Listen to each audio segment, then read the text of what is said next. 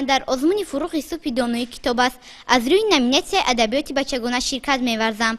من 4900 مصرع شعری، 200 تا افسانه و حکایه، 14 تا داستان، 600 تزویق، 5 لطیفه ها را مطالعه نموده‌ام. ما می‌خوایم که در وصف تاجیکستان یک شعر بخوانی. شعر از اجازیات استاد جمال‌الدین کریم‌زاده با نام تاجیکستان. بوستان چون تو جان پرور ندارم، غیر تو من دولت دیگر ندارم، ثروت جز تو به بحر و بر ندارم، تو برای من چو گنج بی بهایی. تاجیکستان یادگار آل سامان، تاجیکستان افتخار آل سامان. هست آغوش تو چون گهواره من، تا جهان باشد توی چون مادری من. این توی چون گلشن جان پروری من، تو گلستان بهار دلربایی. در وصف مکتب صدرالدین عینی. کنی؟ ای مانده قدم بر راه مکتب، عالیست مقام و جاه مکتب. مکتب سببی حیات باشد، مکتب سببی نجات باشد. مکتب به تو عقل و هوش بخشد، مکتب به تو شهد و نوش بخشد. برخیز و گذار خواب خود را، برگیر به کف کتاب خود را. رو از همه پیشتر به مکتب، شوق است تو را اگر به مکتب. سعی بنما و علم و آداب، بیشتر زی شریک خویش دریاب. تا در دو جهان عزیز باشی، با دانش و با تمیز باشی. ما اینجا شعر انتخاب کردیم از باقی رحیم زاده است. کنی؟ وصف تو وطن مادر، از شوق همه خوانیم. از دیده و دل بهتر امروز تو را دانیم. زیبا وطنی مایی، گل و باغ و دلارایی، پرزور و توانایی، مشهور به دنیایی. هر ذره خاکت را چون دیده نگهبانیم، تیار به حفظت ما دائم ز دل و جانیم. زیبا وطنی مایی، گل و باغ و دلارایی، پرزور و توانایی، مشهور به دنیایی. صلح از کی؟ باقی رحیم زاده. کنی؟ خانه امید دنیا کشورم، کشوری پهناور و بختاورم. زین سعادت سر به گردونها برم، حافظی آزادی بحر و برم. می سرایم صلح را در سازی صلح، تا شود دنیا پر از آوازی صلح. صلح چون خورشید تابان هر سحر، می شود از کشور من جلوگر. جمله عالم را دهد او زیب و فر، نور پاشد بر سر نوع بشر. می سرایم صلح را در سازی صلح، تا شود دنیا پر از آوازی صلح. بحری عالم صلح در کار است صلح، نسلی عالم را نگهدار است صلح. چون شفای جان بیمار است صلح، مادران را بخت بیدار است صلح. می سرایم صلح را در سازی صلح، تا شود دنیا پر از آوازی صلح. تشکر تشکر. از افسانه‌های خلق تاجیک چی رو خونده؟ از افسانه های خلق تاجیک بای زالین و کری زیرک، سرگشت سنگ پشت ها، شیر ابر، بای زالین و کلی زیرک، مرغ مرغابی و موش، بوزک جنگلپا، دو بوزیچه و دیگر. مرحمت دو بوزیچه رو نقل کنید. بودن نبودن، دو بوزیچه بودن. یک تاش در این طرفی مکان جاگیر بود و یک تاش در یک طرفی دیگرش. باره بوزیچه ها خواستن به نزد یک دیگر بروند. یک بوزیچه خواست به این طرف بگذرد، یک بوزیچه دیگر خواست به آن طرف بگذرد، ولی در بین آنها یک دریای کلان واقع بود. در بین آن دریا باشد یک تا چوبی خیلی دراز گذاشته شده بود. آنها با یکدیگر بحث میکنند و هر دوشان به درون آب میافتند. بسیار میخواستیم که شعر الکساندر سرگیویچ پوشکین یعنی رو قرائت میکردید. Подруга дней моих суровых, голубка дряхлая моя, одна в глуши лесов сосновых, давно-давно ты ждешь меня. Ты под окном своей светлицы горюешь, будто на часах, и медлят поминутные спицы в твоих наморщенных руках. Глядишь в забытые вороты, на черный отдаленный путь. Тоска, предчувствия, забота теснят твою сейчас на грудь. سیاحت با هدیه‌چه هدیچه یک اهم باشد. خب یک پسرک بود. او یک بابای خیلی دانشمند داشت. باره بابای او شکارچی بود. باره بابای او به شکار می رود و همون اخباره رو می بیند و او رو به خونه می آورد. خب اینو در نوبت چندم مارکوپولو رو میبینن در نوبتی دوم واقعی گرگ ها رو نقل گریزاندن گرگ واقعی گرگ ها وقتی که گوسفندان مارکوپولو همه میخواند از آنجا بیروند آنها یک حیوان رو میبینند بعد آن پسرها از هدیهچه میپرسند این حیوان کیست بعد هدیهچه میگوید این گرگ میباشد حالا ما باید از اینجا برویم تا که ما به چنگال گرگان رفتیم اینجا یک اثر دیگر خوندید دروغ از عزیز او میخواد خودش را به مثل کسلها وانمود کند چون که او زادروز است نمیخواست که به مکتب رود مکتبی کونا رو خونده بله از تو صدرالدین همون ملا بچه را چی خیلی مغلوب میکند مولا بچه را آن مولا بچه میگوید من هم مولا میباشم و هم پهلوان میباشم بعد باید که از همدهگان آنها زورآزمایی میکند و او در نزد آن پهلوان مغلوب میگردد آن پهلوان باشه غالب میبردد اسدالدین اینی که حساب ابجد را میدونید پدرش به آنها یک چند سوال میدهد ولی آن مولا پهلوان هیچ جواب دادن نمیتواند غلبه استوره خونده دادرکش مونیس و بابایش در باغ ریشه های میکندن و ناگاه شیشه پاره پریده به چشم ستاره میافته و چشم او آسیب میبیند همسینفشان دلبر به نزد مادر ستاره میآید و میگوید خاله جان شما غمگین نشوید من حاضر به نزد او میدرویم بعد دلبر به نزد دوگانه‌اش ستاره میآید و با او میگوید همسینفان هم میخواهند صحنه‌چه علی بابا و 40 راهزن را بکنند در سراغ دوست خوندی در سراغ دوست بله شریف محمدیار برای چی با همه خورپوشت آشنا نمیشدن حیوان ها چون که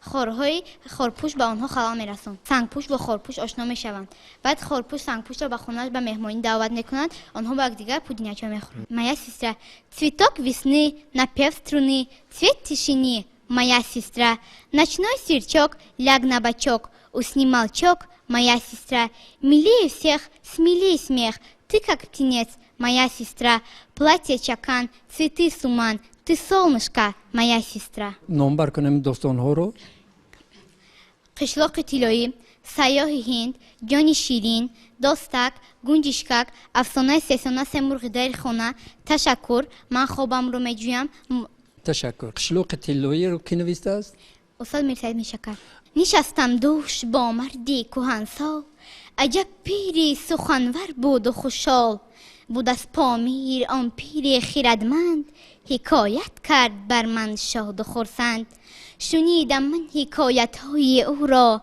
به نظم آورده بنوشتم در اینجا شنیدم از پدر این داستان را پدر بشنیده از بابایشان را ولی بابا زی باباهای دیگر شنیده از این حکایت ها برادر هزاران سالها گویا از این پیش به وقتی مردنش یک پیر دلش به یاران کرده است انسان روایت کمی از سرگذشت خود حکایت در ایام جوانی دوستانم که محکم بود زوری با زبانم برای صید روزی رفته بودم پی آهوی کوهی گشته بودم گذشتم از خیابان‌های کوسار مدارم رفت و افتادم چو بیمار Конечковский муха-цкатуха муха-муха-цкатуха позвал чёрное брюхо муха по полю пошла муха денежки нашла муха пошла на базар и купила самовар приходите тараканы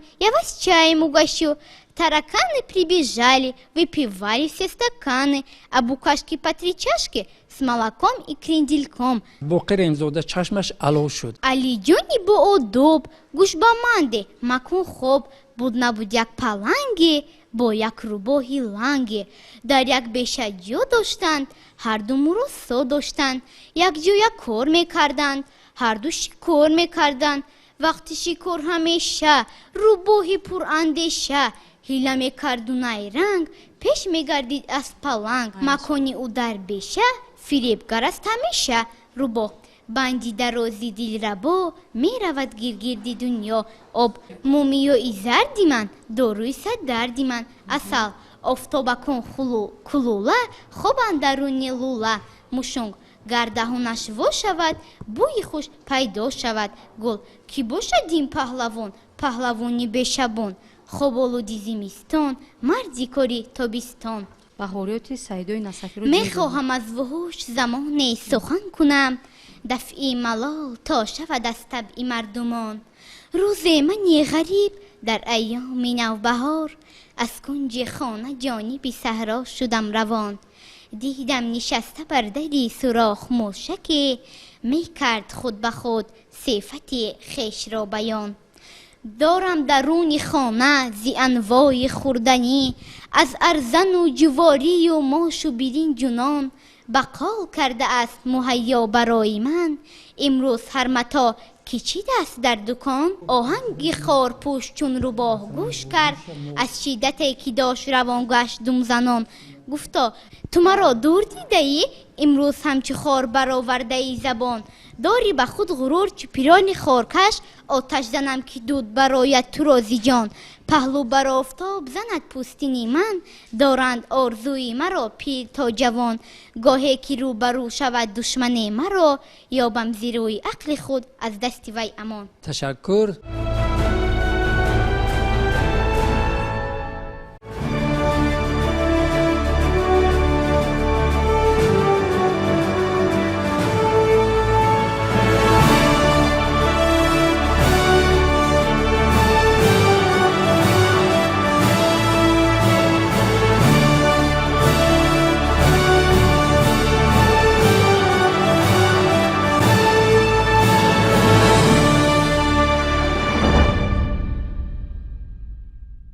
مطالعه کتاب‌های خوب و پرمضمون این صحبت با بهترین دانشمندان سال‌های گذشته است و در رفت آن ما را با بهترین اندیشه‌های خود شناس می‌نمایند. سلام بینندگان گرامی و هواداران عالم زیبای کتاب. در این برنامه ما می‌خواهیم شما را با اشتراکچیان دور جمهوری آزمون جمهوری فروغ سپیدان‌های کتاب است که در سال 2022 برگزار گردید شناس نماییم. البته هر یک آنها بهترینند. ما برآمد آنها را جدا نموده بهرتان پیشکش می‌گردانیم و تصمیم گرفتیم که در شماره نخستین برنامه به شما درباره اشتراکچیان نامیناتی ادبیات کودکان و نورسان و آثار شفاهی معلومات دهیم. خوب بیایید آغاز می‌کنیم.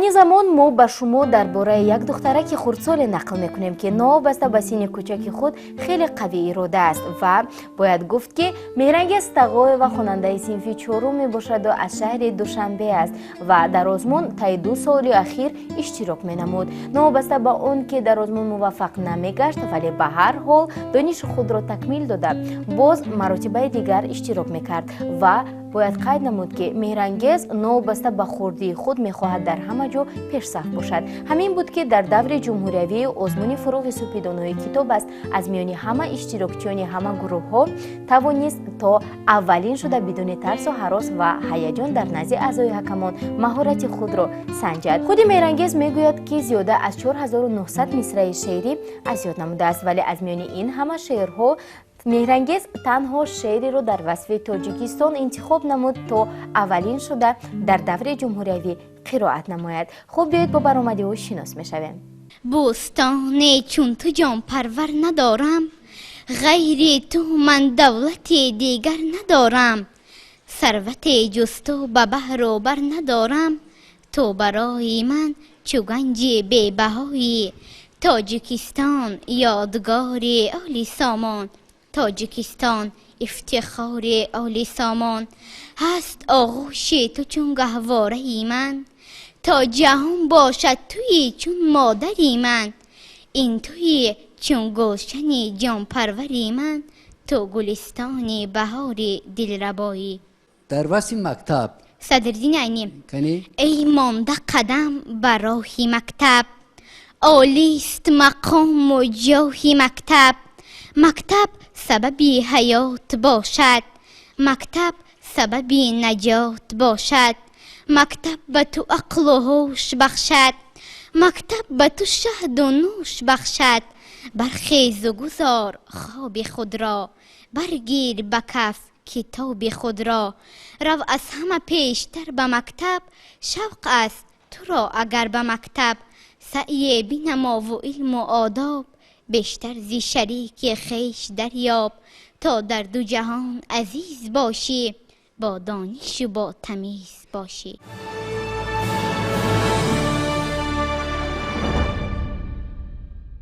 меҳранги зуҳурбекова 14 достонро ба пуррагӣ аз ёд намуда аст ки ин барои хонандагони синфҳои ибтидоӣ чандон кори осон нест ва ба саволҳои доварон бошад беист ва дурусту бехато ҷавоб мегардонд. шояд маҳз ана ҳамин ҷиҳатҳо буданд ки меҳрангезро тавонистанд дар ҳама даврҳои ин озмун сазовори ҷои аввал гардонанд. номбар кунем достонҳоро. قشلاق طلایی، سیاه هند، جانی شیرین، داستک، گنجشکک، افسانه سه مرغ در خانه. تشکر، من خوابم رو میجویم. تشکر. قشلاق طلایی رو کی نوشته است؟ استاد میرسید میشکر. نشستم دوش با مردی کهنسال، عجب پیری سخنور بود و خوشحال. بود از پامیر آن پیر خردمند، حکایت کرد بر من شاد و خرسند. شنیدم من حکایت های او را، به نظم آورده بنوشتم در اینجا. شنیدم از پدر این داستان را، پدر بشنیده از بابایشان را. ولی بابا زی باباهای دیگر، شنیده از این حکایت ها برادر. هزاران سالها گویا از این پیش، به وقتی مردنش یک پیر دلش. به یاران کرده است انسان روایت، کمی از سرگذشت خود حکایت. در ایام جوانی دوستانم، که محکم بود زوری با زبانم. برای صید روزی رفته بودم، پی آهوی کوهی گشته بودم. گذشتم از خیابانهای و کوسار، مدارم رفت و افتادم چو بیمار. Конечковский муха-цкатуха. Муха-муха-цкатуха, позвал чёрное брюхо. Муха по полю пошла, муха денежки нашла. Муха пошла на базар и купила самовар. Приходите, тараканы, я вас чаем угощу. Тараканы прибежали, выпивали все стаканы, а букашки по 3 чашки с молоком и крендельком. باقر امزاده چشمش علاو شد. علی جونی با ادب، گوش با منده مکن خوب. بود نبود یک پلنگی با یک روباهی لنگی. در یک بیشه جو داشتند، هر دو مرسا داشتند. یک جو یک کار میکردند، هر دو شکار میکردند. وقتی شکار همیشه روباهی پر اندیشه. هیله میکرد و نیرنگ، پیش میگردید از پلنگ. مکانی او در بیشه، فریبگر است همیشه. روباه بندی درازی دل ربا، می رود گیر دنیا. آب مومیایی زردی من، داروی صد دردی من. اصل آفتاب کن کلوله، خوب اندرونی لوله. موشنگ گردهونش وا شود، بوی خوش پیدا شود. گل کی باشد این پهلوان، پهلوانی بشبان. خوب آلودی زمستان، مردی کاری تابستان. بهاریات سعیدای نسکی رو میخواهم از وحوش زمانی سخن کنم، دفعی ملال تا شود از طبع مردمان.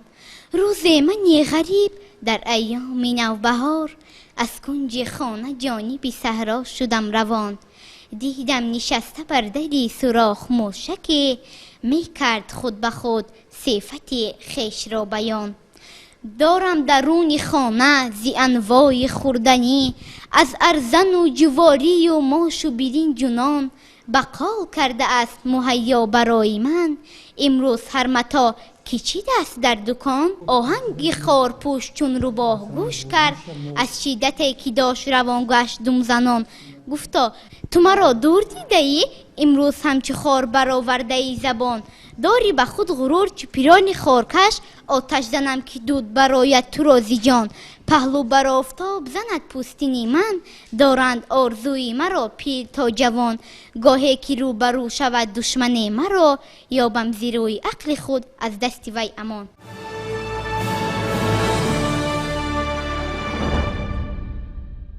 تاجیکستان یادگاری سامان. تاجیکستان. инак лаҳзаи хеле ҳассос фаро расид. баъд аз омодагиҳо аввалин иштирокчӣ ба назди ҳакамон даъват шуд. озмуни имсоларо дар номинатсияи якум иштирокчӣ аз гимназияи рақами дуюми шаҳри душанбе меҳрангез зуробекова оғоз бахшид. ба озмуни ҷумҳуравии фуруғи субҳи донои китоб аст хушомадед мегӯем ва то хушбахт асте ки озмуни имсолаи фуруғи субҳи донои китоб аст бо суханронии ту, бо иштироки ту, бо баромади ту оғоз ёфт. ҳамин озмун, ҳамин иди миллӣ барои ту ҳам муборак бошад. хуб, модоме ки ин озмуни ҷумҳуриявӣ ҳаст, мо мехоҳем ки дар васфи тоҷикистон як шеър бихонем. شعر از اجازاتی استاد جمالدین کریمزاده با نام تاجیکستان.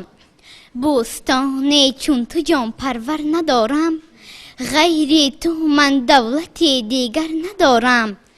ثروت جز تو به بحر و بر ندارم، تو برای من چو گنج بی بهایی. تاجیکستان یادگار اهل سامان. تاجیکستان افتخار اهل سامان. тамошобинони азиз, иштирокчии аввал аз шаҳри душанбе вориди саҳна гашт ва айни замон аз наздикони ӯ пурсон мешавем ки дар чӣ ҳолат қарор доранд.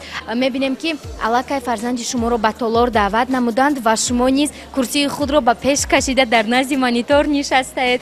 чӣ эҳсосе шуморо фаро гирифта? албатта як эҳсоси ҳам каме хеле ваӣ дорам.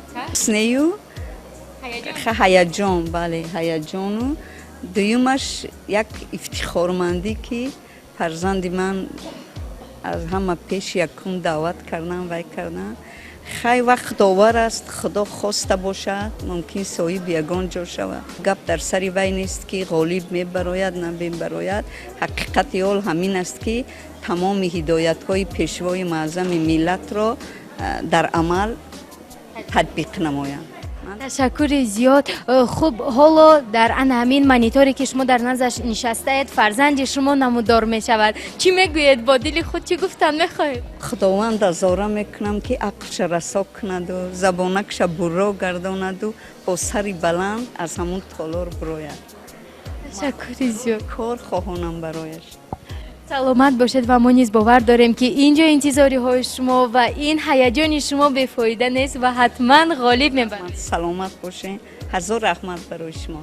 ташаккури зиёд. тамошобинони азиз, албатта чунин ҳиссиёт дар вуҷуди ҳар як инсон, ҳар як мураббӣ, ҳар як муаллим ва ҳар як падару модаре ки ин ҷо қарор дорад, чунин ҳиссиёт қарор дорад ва бояд гуфт ки ҳар як шахс мехоҳад то фарзанди ӯ ғолиб барояд. вале ногуфта намонад ки танҳо беҳтарини беҳтаринҳо метавонанд ғолиби даври ҷумҳуриявии озмуни фуруғи субҳи донои китобас гарданд. бо мо буданро фаромӯш насозед. меҳрангез зуробекова хонандаи синфи чорум буда дар гурӯҳи якум баромад мекунад. бояд қайд кард ки солҳои пешин низ меҳрангез дониши худро дар ин озмун санҷида буд. аз он ки ғолиб намеомад, роҳ афтода намешуду донишашро бештар мукаммалтар менамуд. кӯшишу талошҳояш буд ки имсол тавонист иштирокчии даври ниҳоии озмун гардад. ای مانده قدم بر راه مکتب، عالیست مقام و جاه مکتب. مکتب سببی حیات باشد، مکتب سببی نجات باشد. مکتب به تو عقل و هوش بخشد، مکتب به تو شهد و نوش بخشد. برخیز و گذار خواب خود را، برگیر به کف کتاب خود را. бирандагони гиромӣ, айни замон иштирокчии нахустин аз саҳна мебарояд ва таъссуроти ӯро мебинем ки чӣ гуна аст. ассалом. чӣ хел шумо? меҳрангез баромад чӣ гуна буд? زور меҳрангез, вақте ки шуморо аввалин шуда ба саҳна баро гуфтанд, шумо натарсидед? нагуфтед ки کم ترک ترسیدم. аз чӣ тарсидед? аз он тарсидам ки мумкин ба ягон саволҳояшон ҷавоб натавонам кард. вале пас аз баромад кардан чӣ? худамро хурсанд. пойҳоналарзидан? Не. не? хуб, мо ба шумо муваффақият хоҳонем. онҷо наздикони шуморо интизор ҳастам. хайр.